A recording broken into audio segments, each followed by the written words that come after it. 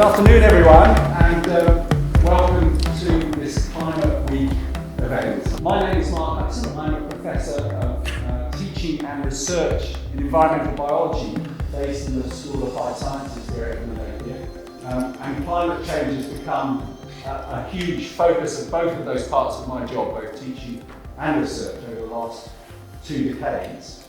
And it's my real pleasure and honour to welcome Dr. Richard Dixon to speak to us today. I've known Richard for 25 years now, since he was appointed as the head of research for Friends of the Earth Scotland. And since that time, he's worked tirelessly on a whole range of sustainability issues, but of course, climate change being a major focus of his work. Both, first of all, at Friends of the Earth Scotland, later on as director of WWF Scotland, and then later still, for the last 6 years, as director of Friends of the Earth Scotland. I would say Richard is probably the best informed person in the world on the science and the politics of climate change here in Scotland. So he combines a very firm grasp of the hard facts. He has an astrophysics background, so he's a hard scientist in that sense. But he knows the politics perhaps better than anybody else in Scotland, having been intimately involved with the leading climate change bill, which is 8 years ago now, 10 years ago in Scotland, which we were very proud of at the time. But things have moved on. We're now in the process of a new climate change bill. Richard has been helping to drive that. So he combines that political knowledge, the scientific knowledge, and also I have to say, a kind of a brilliant psychological and emotional stability, because working in this area is not psychologically and emotionally easy. It's a very challenging area, and Richard is able to convey that idea that there are things we can do, there are changes we can make, and that there is hope for us in the future. So I'm very much looking forward to hearing what he has to say. He's here partly because he's one of the recent honorary graduates of the university, so we're very proud to honour him in that way. He graduated in the summer. And of course he's also representing Friends of the Earth Scotland, which is a membership-based organisation, and if you like what he says, he might be too shy to encourage you to join, but I'm not. So I think it's an excellent organisation, and I would encourage you to look at Friends of the Earth Scotland's website. So thank you very much, and over to you. Well, thank you very much for that kind introduction. It's a great pleasure to be here. First of all, can you hear me all right? Yes. Good. That's a good starting point. As Mark said, I've been kind of doing things on climate change for 25 years. He said tireless campaigner. I'd say it's quite tiring sometimes, but we keep going. But this last year has been really rather remarkable. So you may have seen some of this. This was 2 weeks ago. This was the climate strikes in Edinburgh, and there were 25,000 people marching in Edinburgh. There were 10 or 15,000 marching in Glasgow, and across Scotland, about 40,000 people taking action for climate change. And the biggest climate action ever before in Scotland was 9,000 people in Glasgow in 2009, when we were in the run-up to our bill then and the Copenhagen Climate Conference.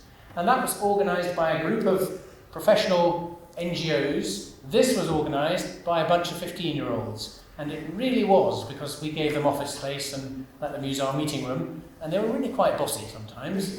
But they made this happen. And so that's absolutely incredible. All credit to them.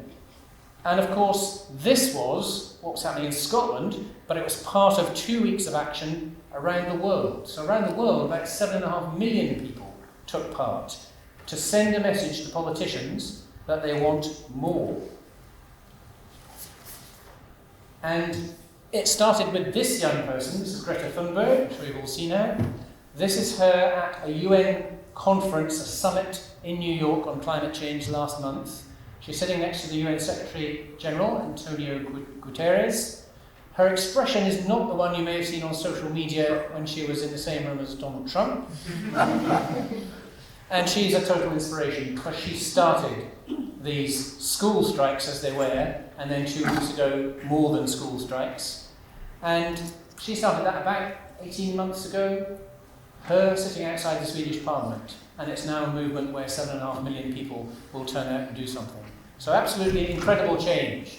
And as someone who's been trying to do something about climate change for 25 years, it's incredibly inspiring to see these people, to be on that march, to stand outside Parliament with thousands of school kids, as we had twice this year before the big march, and just see this is the thing that they've organised, this is the pressure they're putting on. And they get audiences with the First Minister, and she won't see me. So that's really And another thing, which has happened 2 weeks ago, which happened actually just after the very big march in Edinburgh and the actions around Scotland, was the passing of the snappily titled Climate Change Emission Reductions Targets Scotland Bill 2019.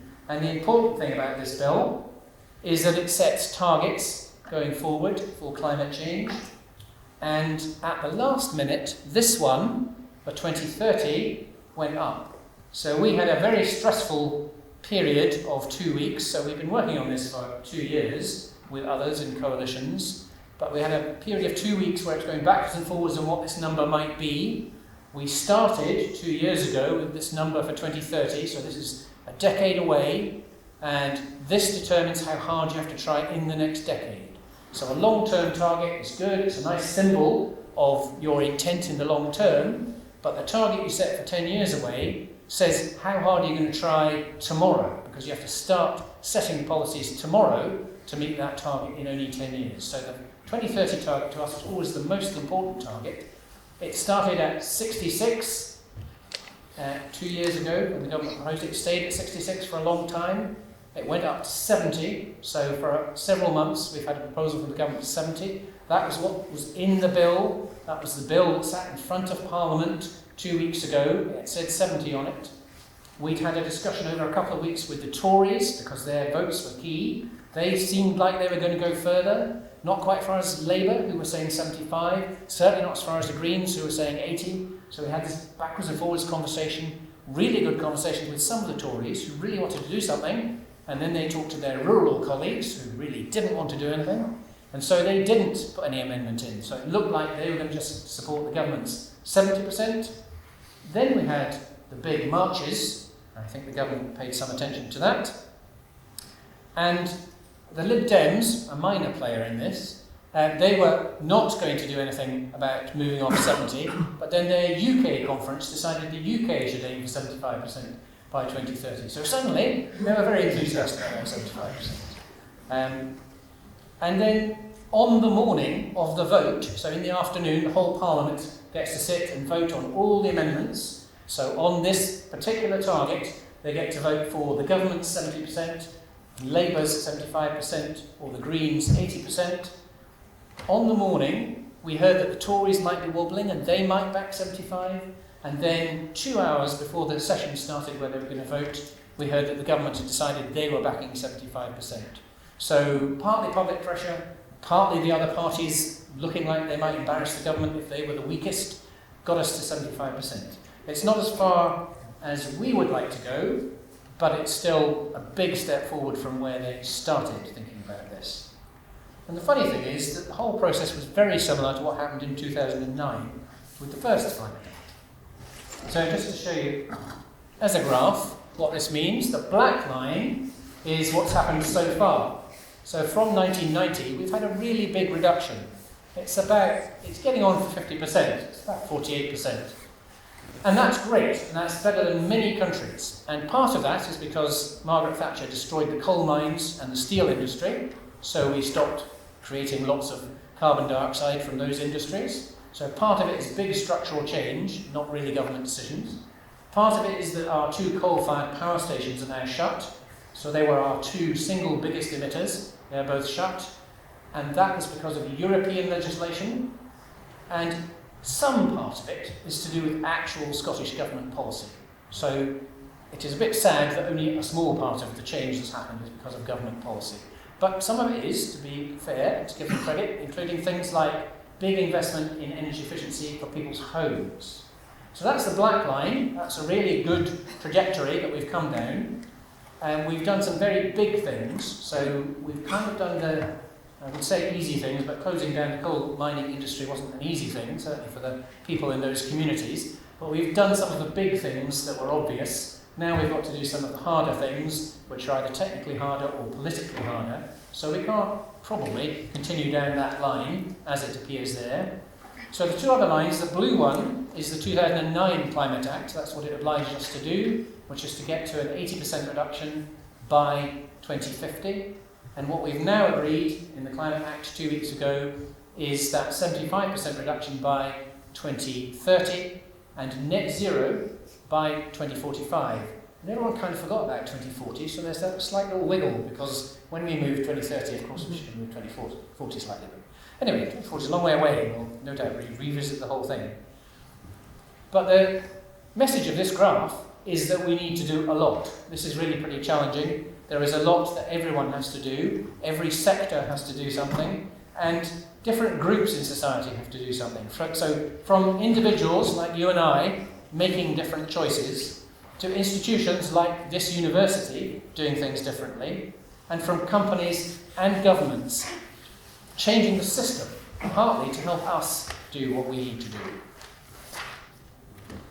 So, first of all, on individuals. Can we do very much? Do people actually care? So, one of the things I was asked to do was cover public attitudes to climate change. And the results are quite heartening, but also quite confusing. So, this is a survey which was published 2 weeks ago. It's called the Scottish Household Survey. It's done every year, and it has quite a big group of people get asked about a whole range of things, including what they feel about climate change. These results are actually from last year, so this is before Greta Thunberg, it's before the school climate marches, it's before Extinction Rebellion, it's before the climate bill got passed. So you would expect these numbers would be even more impressive. But even last year, 65% of people, when they were asked, classified climate change as an immediate and urgent problem. So that's pretty serious. That's a thing we, you, everybody, society should do something urgently about. Then they asked about, does your lifestyle contribute? And what they found was, between the two categories of positive, agree and strongly agree, 58% of people said, oh yes, of course, my lifestyle does contribute. I'm partly responsible, I should do something. 21% of people said it definitely wasn't their fault. I don't think they asked any hermits to fill in the Scottish Household Survey, so those people were wrong. And then there's a group of people in the middle who are a bit confused. And then they asked, do you know how you should tackle climate change? And 74% said they knew that what they should do to change their lives to help reduce climate emissions. So only 58% admitted it was partly their fault, but actually some of those who were saying it wasn't know what to do, apparently. In this survey, of course, there was no test to see if they were right. So if they thought, oh, well, I'll just recycle a bit more and I'll not run the tap when I brush my teeth and climate change will be fixed, then they haven't quite got it. So it's a rather unsophisticated number, but it's still a very encouraging number. Nearly 60% acknowledge it's partly their fault. 65% say, yes, this is a serious problem that really needs to be addressed urgently. And 74% think they know at least something about what they should do about it. So what are the big things you really should do? If you're an individual, what things can you change about your life or about the way you plan your life to be to make a difference on climate change? There are three big ones. There's one I'm not going to talk about very much, which is having less children. So every extra child creates another person who's creating an impact, using carbon, creating carbon. So that's a big one, not relevant to some people in the audience, very relevant to some of you. But I'm going to concentrate on two other big ones that are lifestyle choices. One of them is about flying. So this is Greta Thunberg again. This is her on a sailing boat crossing the Atlantic to go to that UN summit. And she did that to make a point about flying. So she's been to conferences. She's very annoying because she goes to conferences all over Europe and speaks in a number of different languages, really eloquently. And she always goes by train or bus, or however she goes, but she doesn't fly, because flying has a very big impact. So this is her making that point going across the Atlantic. Because one transatlantic return flight creates about as much CO2 as your personal share of all the heating bill of an average house for a whole year. So it's a large amount of CO2 that you're creating just by doing one little thing, flying to the States. And more domestically, flying between Edinburgh and London produces about 8 times more CO2 than going on the train. So that's an easy choice for us to make. It's not hugely easy choice for some people because the train is often more expensive. So you might be making the right choice, but you might have to pay to make the right choice. So that's one of those times where the government needs to change the rules so that the right choice becomes the easy choice, the cheap choice, instead of you having to pay a penalty because you want to do the right thing. Of course, the other advantage of going on the train to London is if you go on the train to London, you arrive in London. That's a good thing. So that's one thing we can all think about, is how can we fly a bit less than we might otherwise. And the other one is eating less meat and dairy. So this one just says meat, but it means dairy as well. So if you create a pound or a kilogram of lamb and beef, the production of that produces about 40 times more CO2 than a kilogram of vegetables or beans. And there's more complexity about how much protein's in there and how it's absorbed by the human body. So it's not 40 times as a very 30 to 40 times, very rough comparison. Cheese is unfortunately up there too, at about 15 times. So some people take this message, and perhaps they are very sympathetic to an animal rights message as well, and they will go full on vegan. And that will have a climate impact, although sometimes not quite the one they think. And some people will go vegetarian, a nice middle road.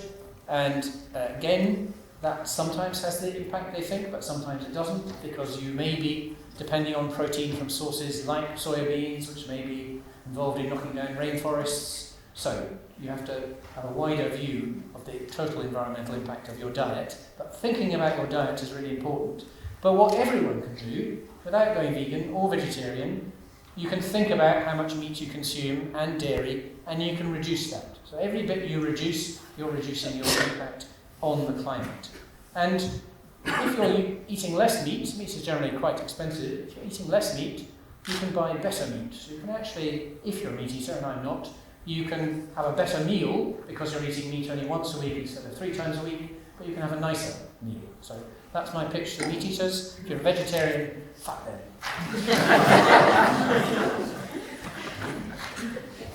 Right, so that's individuals. And you can change your travel habits, you can change your diet, you can buy energy from a green supplier, but you need government and institutions and businesses to change as well. And you also need to tell them you've done that.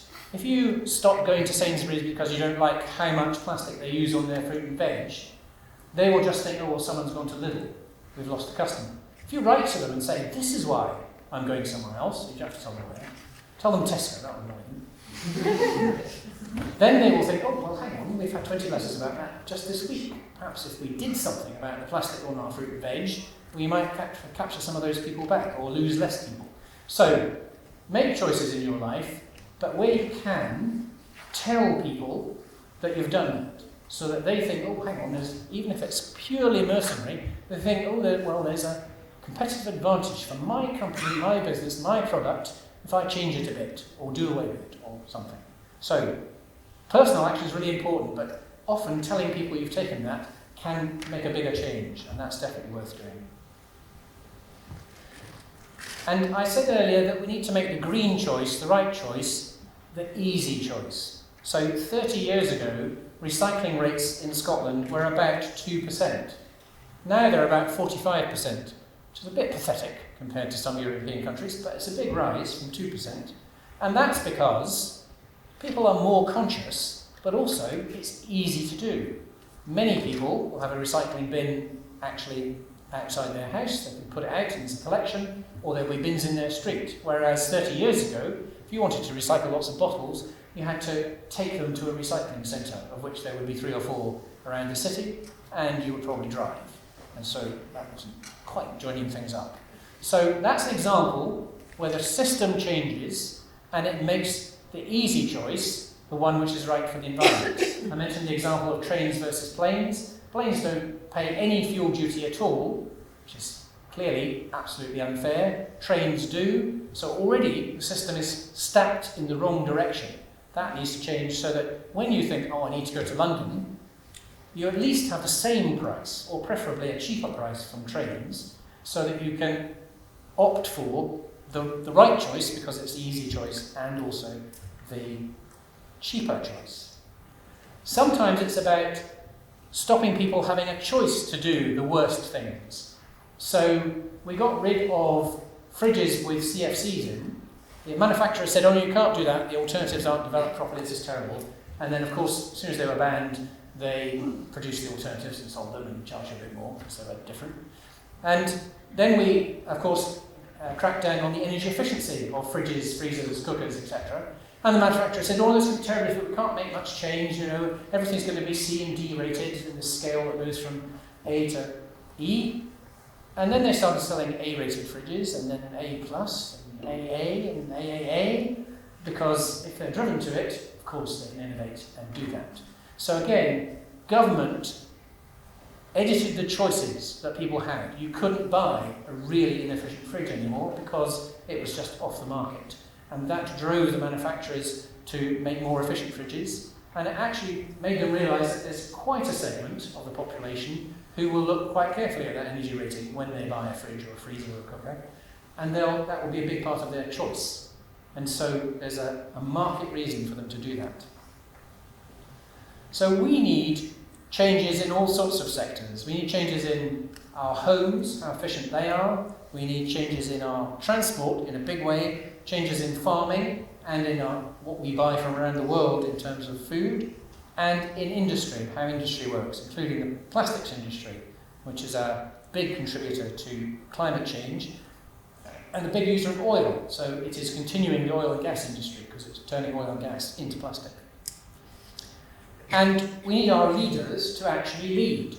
And in some cases, there are some very good examples. So we just had the Scottish Government changing its targets. Glasgow and Edinburgh city councils have both declared a climate emergency, and they've both said that they're going to have their cities net zero climate emissions by 2030. So pretty soon, much more ambitious than Scotland. So they're showing how to lead the way. Don't quite know how to do it yet, but they're working on that. But those are really good ambitions. And again, there's a bit of rivalry going on there, of course, Edinburgh and Glasgow, traditional rivals. And as soon as Glasgow said we're going to do this by 2030, Edinburgh said, oh, we're going to change our target. Yeah, 2030, that's about right. So that's healthy competition. We should encourage that. And we need other good examples. So this university has got some really good examples. It's done a huge amount to reduce the energy and climate emissions from its buildings. So that's really good progress. There's some work in the laboratories to reduce the use of single-use plastic.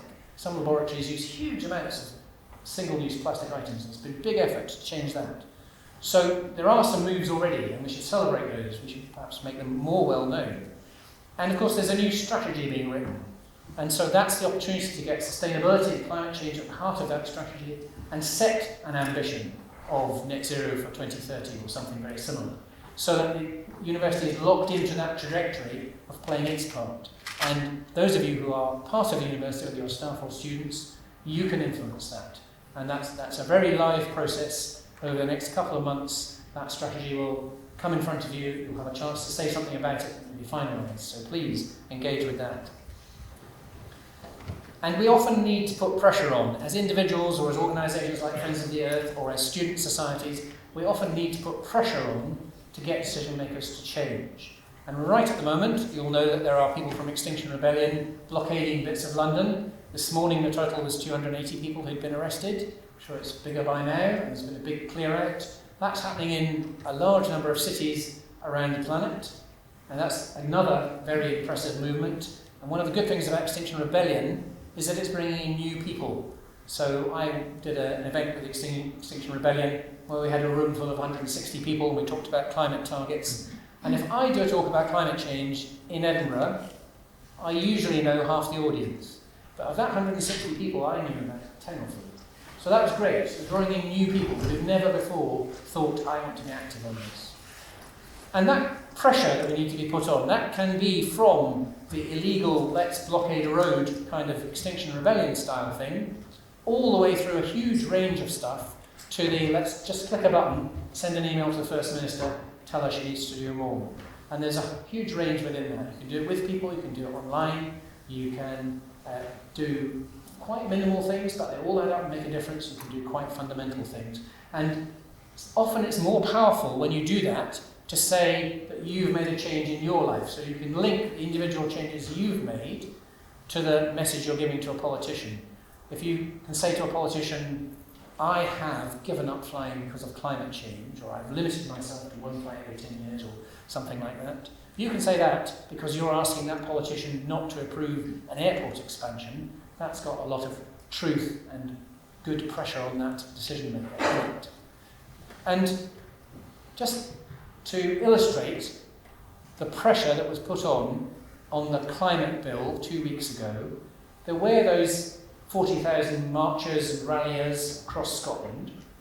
Before that, 2 years before, when there was a consultation, there were 20,000 people who responded saying, thanks for your rubbish targets, but no, you've got to do better. And over those 2 years, there have been 2 tours of films and workshops that we've done. There have been endless letter-writing campaigns and email campaigns to the First Minister, to ministers, to MSPs. And all of that change comes to a very sharp point when they get to the day they're going to vote. They know that politicians, the ministers know that over those 2 years they've heard from literally tens of thousands of people, some of whom are identifiably their constituents and will or won't vote for them depending on what they do on that day. And that pressure really works. And the other side tries to put on pressure, so we can't be silent, we have to keep pressure on.